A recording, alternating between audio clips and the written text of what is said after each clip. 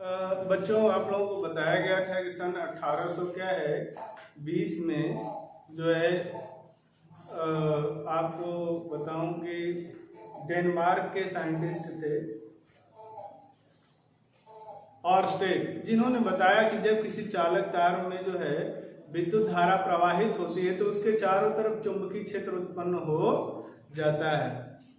तो यह बात जो है प्रयोगों द्वारा उन्होंने सत्यापित भी किया कि देखिए, अगर किसी चालक तार में जो है विद्युत धारा प्रवाहित होती है तो उसके चारों तरफ जो है चुंबकीय क्षेत्र उत्पन्न हो जाता है। लेकिन इस चुंबकीय क्षेत्र का जो परिमाण होता है वह किन किन कारकों पर निर्भर करता है। इस चुंबकीय क्षेत्र के परिमाण को हम कैसे परिकलित कर सकते हैं, मतलब निकाल सकते हैं, है ना। इस चीज की जो है कि कोई सूत्र इसके लिए उन्होंने नहीं दिया। तो सन 1820 में ही जो है बायो-सेवर्ट नामक वैज्ञानिक ने बताया कि यदि कोई सीधा धारावाही चालक तार है, रेखी धारावाही चालक तार है, तो उसके किसी खंड द्वारा जो है उत्पन्न चुंबकीय क्षेत्र का परिमाण जो है कई कारकों पर निर्भर करता है ना। और जो उन्होंने बताया और एक जो है सूत्र जो है उससे निकल कर आया, उसी को हम बायो-सेवर्ट का क्या है नियम कहते हैं। तो इसमें आपको बायो-सेवर्ट के नियम में जो है अगर हम देखें तो ये देखिए फिगर कि यह आपका क्या है, एक चालक तार है पूरा यहाँ से यहाँ तक, जिसमें जो है आई एम्पियर की धारा क्या हो रही है, प्रवाहित हो रही है। इसमें से चालक तार का एक हमने खंड ले लिया है, मतलब थोड़ा सा भाग डीएल, है ना। और इस चालक तार से आर दूरी पर एक बिंदु स्थित है पी, जिस पर हमको चुंबकीय क्षेत्र की तीव्रता क्या करनी है, ज्ञात करनी है।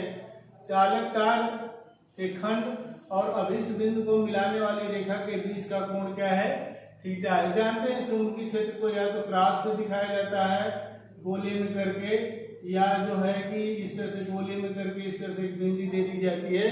तो आप सोचोगे कि यह किस चीज का संकेत है। जैसे आप लोग जूनियर क्लासों में जो है ना आप भूमंडल भरे होंगे तो उसमें जो है कि आप कई तरह का संकेत बनाते थे। तो उसी तरह से हमेशा दिमाग में रखिएगा कि जहाँ इस तरह से रिंग बना हुआ और इसमें इस तरह से क्रॉस बना हुआ अंदर, ये समझ जाइए कि चुंबकीय क्षेत्र को प्रदर्शित कर रहा है, या यह रिंग हो बीच में इस तरह से गांठ बना हो, यह भी चुंबकीय क्षेत्र को क्या करता है, प्रदर्शित करता है। तो फिगर आप लोगों को समझ में आ गया होगा। ठीक उतना ही जो है समाक्ष जो है दूरी पर एक बिंदु पी डैश है, तो उतना ही चुंबकीय क्षेत्र उत्पन्न होगा। तो बायो-सेवर्ट ने जो बताया है ना कि किसी उत्पन्न पर चुंबकीय क्षेत्र, किसी बिंदु पर जो है किसी चालक तार के खंड के कारण किसी बिंदु पर उत्पन्न चुंबकीय क्षेत्र का परिमाण निम्न कारकों पर निर्भर करता है। यदि चालक तार का खंड हम थोड़ा सा ले रहे हैं डीएल, तो इसके द्वारा बिंदु पी पर उत्पन्न चुंबकीय क्षेत्र का मान भी थोड़ा सा ही होगा, इसलिए हमने बी की जगह क्या लिया है, डीबी। अर्थात चालक तार के खंड के कारण जो है उत्पन्न चुंबकीय क्षेत्र का परिमाण डीबी अनुक्रमानुपात है किसके, आई के। अर्थात चालक तार में जो है पहले यही चीज जो है ऑरस्टेड नहीं बता चुके, ये बता पाए कि यदि किसी चालक में 2 एम्पियर की धारा प्रवाहित करें या 10 एम्पियर की धारा प्रवाहित करें तो क्या चुंबकीय क्षेत्र उतना ही होगा। अगर हम 100 एम्पियर की धारा प्रवाहित कर दें तो चुंबकीय क्षेत्र कितना होगा, बढ़ेगा कि घटेगा। इस चीज को स्पष्ट किया किसने, बायो-सेवर्ट ने। और यह नियम जो है बहुत ही महत्वपूर्ण है, परीक्षा के दृष्टिकोण से अति आवश्यक है। इस पे ज्यादा ध्यान देना चाहिए और कुछ कठिन नहीं है। थोड़ा सा फिगर इस तरह से बना लेंगे कि चालक तार के किसी खंड द्वारा उत्पन्न चुंबकीय क्षेत्र का मान चालक तार में प्रवाहित धारा के अनुक्रमानुपाती होता है। अर्थात धारा का मान बढ़ेगा तो चालक तार के खंड के कारण उत्पन्न चुंबकीय क्षेत्र का मान भी क्या होगा, बढ़ेगा। दूसरी चीज है कि चालक तार के खंड द्वारा उत्पन्न अभिष्ट बिंदु पर चुंबकीय क्षेत्र का मान चालक तार के खंड की लंबाई के क्या होता है, अनुक्रमानुपाती होता है। अर्थात चालक तार के खंड की लंबाई अगर बढ़ेगी तो उसी रेशियो में जो है दुगुना कर देंगे तो चुंबकीय क्षेत्र का मान दोगुना हो जाएगा। यदि 4 गुना कर दें तो क्या हो जाएगा, 4 गुना हो जाएगा। आधा कर दें तो आधा हो जाएगा। फिर तीसरी बात उन्होंने बताया कि चुंबकीय क्षेत्र का परिमाण जो है चालक तार के खंड से अभिष्ट बिंदु को मिलाने वाली दोनों रेखाओं के बीच के कोण की ज्या के अर्थात साइन के क्या होता है, अनुक्रमानुपाती होता है।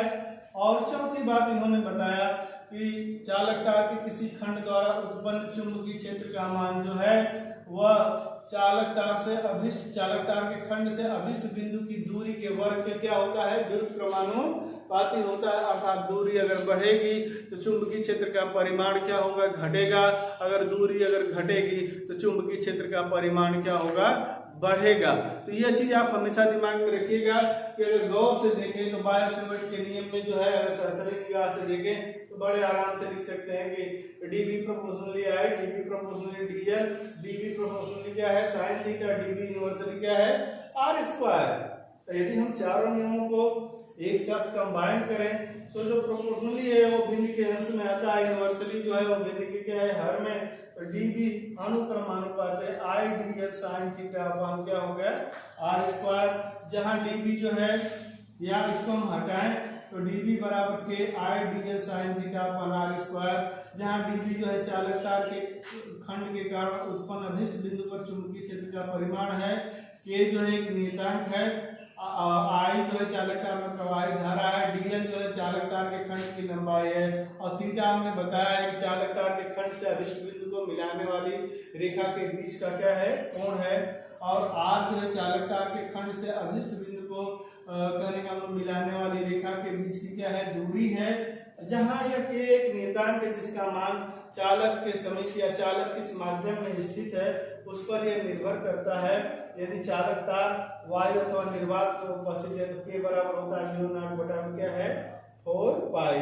तो अगर हम देखें तब dv बराबर म्यू नॉट बटा 4 पाई I dl sin थीटा बटा में क्या है, r स्क्वायर। यह पाया गया कि जैसे यहाँ से देखा जाए तो म्यू नॉट बटा 4 पाई का आंशिक मान होता है बच्चों, आंशिक प्रश्नों में 10⁻⁷ I dl sin थीटा बटा में r स्क्वायर। यही बायो-सेवर्ट का क्या है, नियम है। इतना लिखने के बाद और भी क्या हो जाती है, स्पष्ट हो जाती है। अब मैं आप लोग म्यू नॉट के बारे में बताना चाहता हूँ कि म्यू नॉट जो है वायु अथवा निर्वात की क्या है, चुंबकशीलता है, जिसका मान जो है 4 पाई गुणे 10⁻⁷ वेबर प्रति एम्पियर मीटर, या जो है कि अगर देखा जाए तो म्यू नॉट के दो मात्रक होते हैं, वेबर प्रति एम्पियर मीटर या न्यूटन प्रति क्या है, एम्पियर स्क्वायर होता है।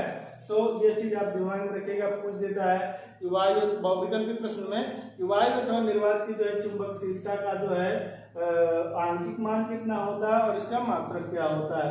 तो मैं आपको बता दूं कि वायु अथवा निर्वात की चुंबकशीलता म्यू नॉट के जो है दो मात्रक होते हैं, वेबर प्रति एम्पियर मीटर या न्यूटन प्रति एम्पियर स्क्वायर। अब हमारा एक बहुत ही महत्वपूर्ण रिलेशन है कि देखिए वायु अथवा निर्वात की चुंबकशीलता, वायु अथवा निर्वात की क्या है, विद्युतशीलता एप्सिलॉन नॉट, तथा प्रकाश की चाल क्या है, c में अगर हम संबंध देखें तो आपको बताओ कि म्यू नॉट बराबर होता है 4 पाई गुणे 10⁻⁷ न्यूटन प्रति एम्पियर स्क्वायर। इसको अगर हम समीकरण क्या मान लें, फर्स्ट। और एप्सिलॉन नॉट बराबर होता है 1/4 पाई गुणे 9 न्यूटन मीटर स्क्वायर प्रति कूलम स्क्वायर। इसको अगर समीकरण हम दो मान लें तो बच्चों यदि हम दोनों समीकरणों का गुणा करें तो mu naught into epsilon not बराबर 4 पाई गुणे 10⁻⁷ इंटू 1/4 पाई गुणे 9 गुणे 10 घाते क्या है 9। यहाँ 4 पाई से 4 पाई आपका क्या हो रहा है, रिमूव हो रहा है। तो 1/9 गुणे 10 घाते 16 ठीक है मीटर प्रति सेकेंड स्क्वायर का स्क्वायर होगा। अगर हम 9 को 3 का स्क्वायर लिख सकते हैं, 16 घात को 8 का स्क्वायर लिख सकते हैं। तो mu naught into epsilon not बराबर 1/3 गुणे 10 घाते 8 मीटर प्रति सेकेंड स्क्वायर। अगर हम देखें तो ये प्रकाश की चाल का क्या है, वर्ग है।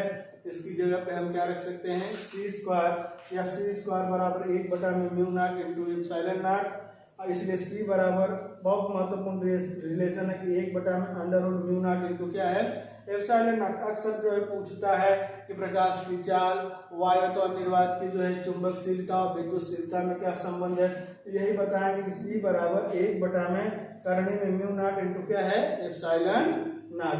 तो अब ये जो रिलेशन आपको निकल के आया ये दिमाग में रखिएगा। यहाँ से ये जो चुंबकीय क्षेत्र उत्पन्न हो रहा है डीबी, तो चुंबकीय क्षेत्र एक बच्चों सदिश राशि है। एक कैसी राशि है, सदिश राशि है। तो सदिश राशि तो इसकी दिशा कैसे ज्ञात की जाती है? दिशा ज्ञात करने के लिए 3 नियम है, ठीक है। दाएं हाथ की हथेली का नियम नंबर 1 है, दूसरा मैक्सवेल का दक्षिणावर्ती पेंच का नियम है, तीसरा है दाएं हाथ के अंगूठे का क्या है नियम। अब मैं आपको जो है क्रम से एक एक नियम बताता हूँ। दाएं हाथ की हथेली का नियम क्या है?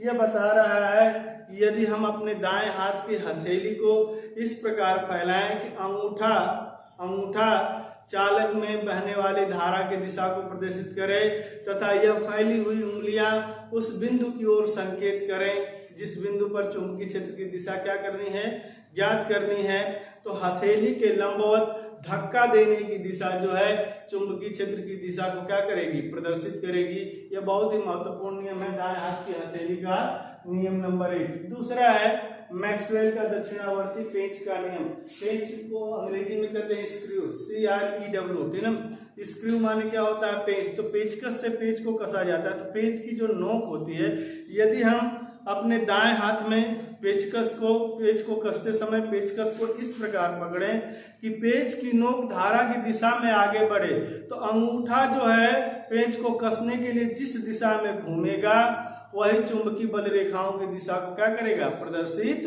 करेगा। यह मैक्सवेल के दक्षिणावर्ती पेंच का क्या है, नियम है। तीसरा नियम हमारा जो है बच्चों बहुत ही आसान है कि दाएं हाथ के अंगूठे का नियम। तो यह बताया जा रहा है कि यदि हम किसी चालक तार को दाहिने हाथ में इस प्रकार पकड़ें कि अंगूठा चालक में बहने वाली धारा को दिशा को प्रदर्शित करे, तो यह जो चालक को पकड़ने के लिए चुंबकीय ये जो लिपटी हुई चालक तार पर लिपटी हुई जो उंगलियां हैं वो चुंबकीय बल रेखाओं की दिशा को क्या करेंगी, प्रदर्शित करेंगी। उंगलियों के किसी भी बिंदु पर जो है खींची गई स्पर्श रेखा उस बिंदु पर जो है चुंबकीय क्षेत्र की दिशा को क्या करेगी, प्रदर्शित करेगी। तो ये बहुत ही महत्वपूर्ण टॉपिक रहा और जो है परीक्षा उपयोगी भी है। आगे चल के भी आप लोगों को यह पढ़ने के लिए मिलेगा हायर क्लासों में।